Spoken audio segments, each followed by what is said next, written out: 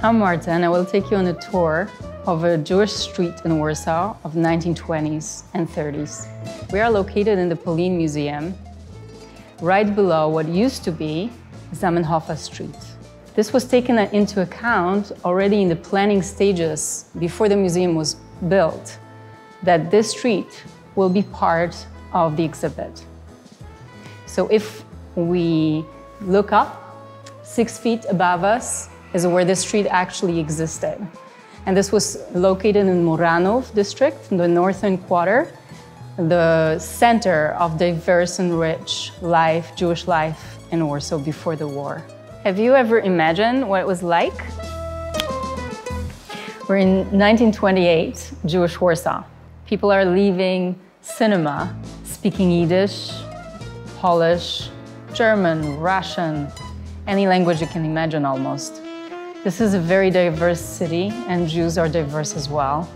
They're religious in different ways, Hasidic and otherwise. They're secular. They believe in secular traditions. Let me show you how this diversity manifested in the press.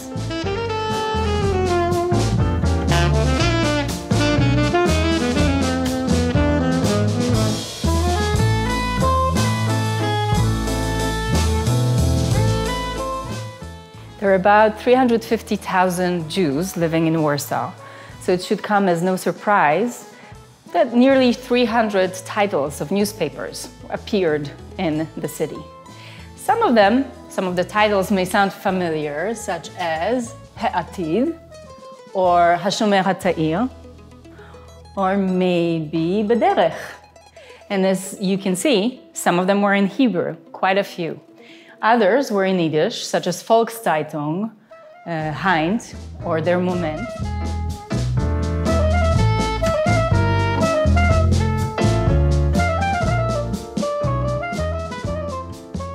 In the newspapers, journalists asked many vital questions for Jews of that period, Jews of Poland, of course. What is their future? What is their identity? Where are we going? What will happen? Some of these questions were actually asked also by literary authors, Uri Tzvi Greenberg among them, from the Halastra group. But not all questions were so crucial and serious. Some were about who's the most beautiful in Poland. And so Nasz Przegląd organized in 1929 first Miss Judea pageant. This ran for quite a few years, way before Miss Israel happened.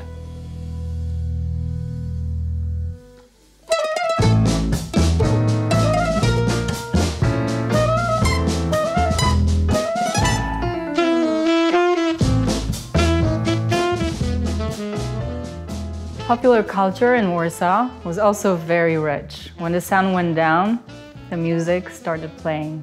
The city never slept, literally. Orchestras played in nightclubs, cabarets, anywhere. You could hear the sounds of foxtrot or tangos, and you can actually dance outrun right here. Perhaps you've heard of Ostatnia Niedziela, Hashabat Ha'achona in Hebrew, or Artzeinu Haktantonet, sang by Yafa Yarkoni in Israel. These were the sounds that were transplanted to Israel right from here, from Warsaw in Poland. Some of these cabarets were later transplanted to Eretz Israel. One of them was Lila Lo, which echoed the famous Warsaw cabaret Quit Prokwo. But there are also other connections, say in classical music. Perhaps you're familiar with Bronisław Huberman, a famous Jewish violinist born in Częstochowa and the founder of Israeli Philharmonic Orchestra. Also remembered in his hometown, where the Philharmonic Orchestra is also named after him.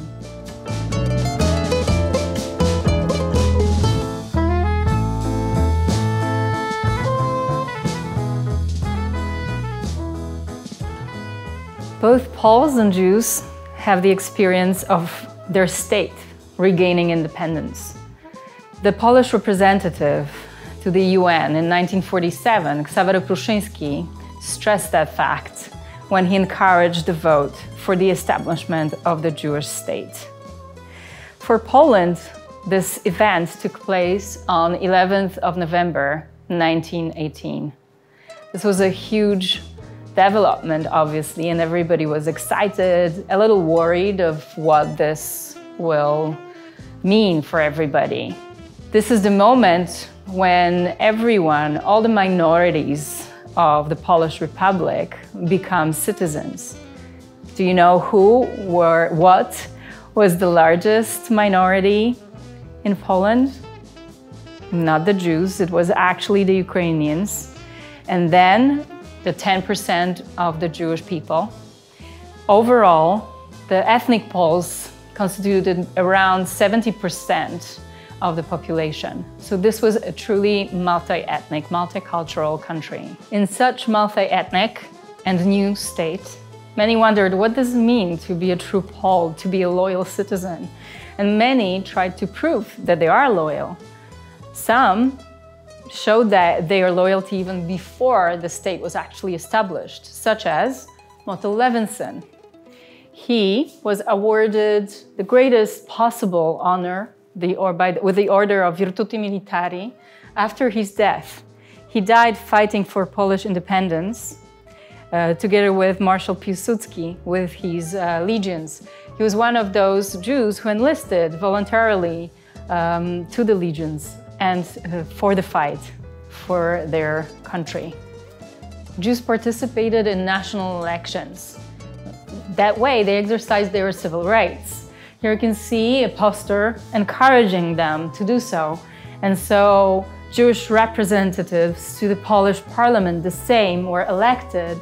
Among them, the famous Zionist leader, Yitzhak Grünbaum.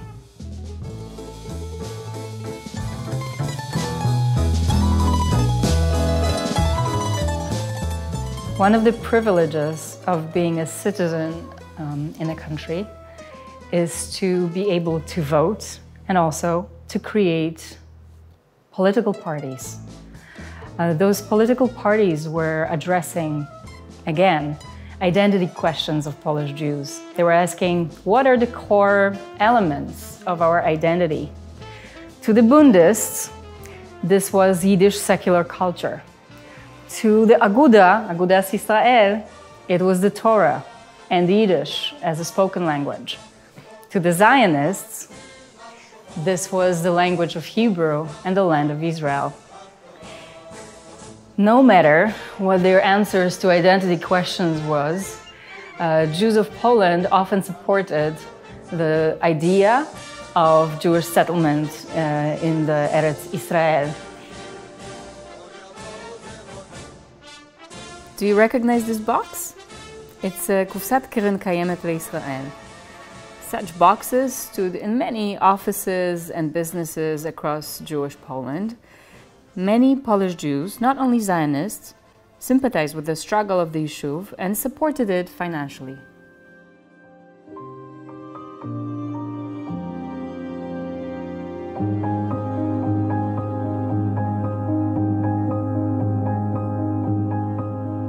The death of Piłsudski in 1935 was a watershed moment in the Polish politics. As long as Piłsudski lived, Jews felt included in his multi-ethnic vision of the Polish Republic.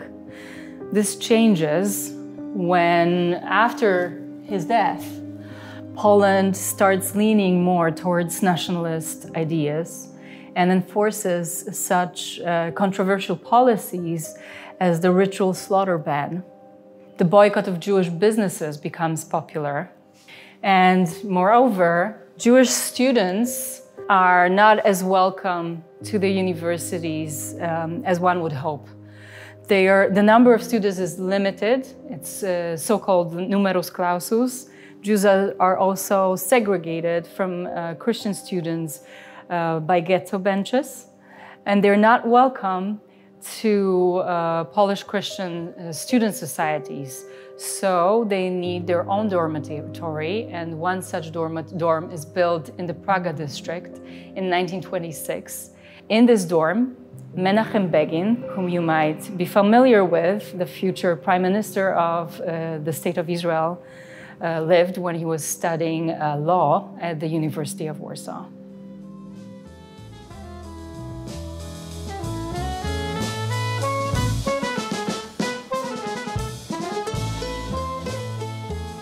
Jewish audiences loved theater and cinema. They flocked to see the 1920 premiere of their Dybbuk. The play was written by Shin Ainsky and later translated by Chaim Nachman Bialik to Hebrew and performed by Habima. Even later, in 1937, it was adapted for the screen, filmed in Poland in Yiddish. You can see the snippets from the movie.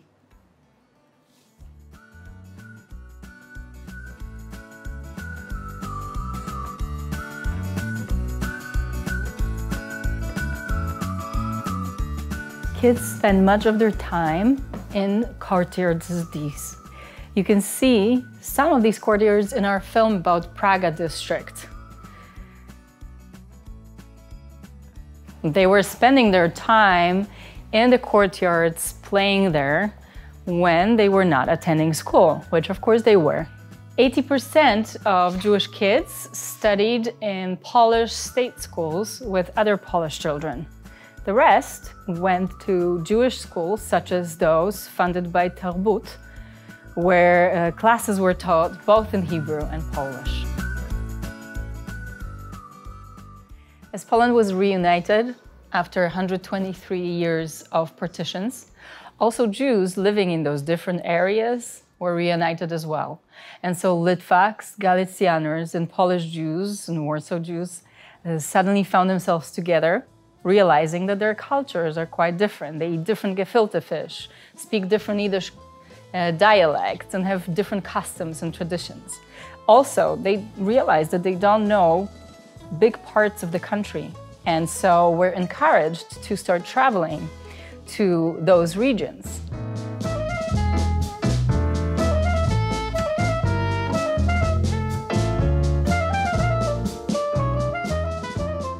Just as they traveled to get to know Poland, we invite you to visit these localities, of course, when this becomes possible, such as Kazimierz. This was a very famous and popular site in the interwar period for vacation.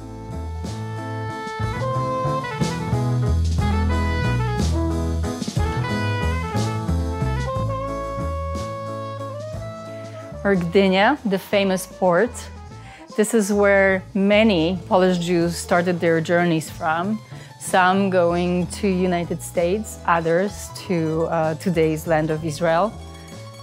Also, Gdynia boasted of its fishermen's kibbutz back in the interwar period. Another place that we would like to recommend to you is Zakopane, the winter capital of Poland. Not only that, that was the location of the first winter Maccabiada in 1933.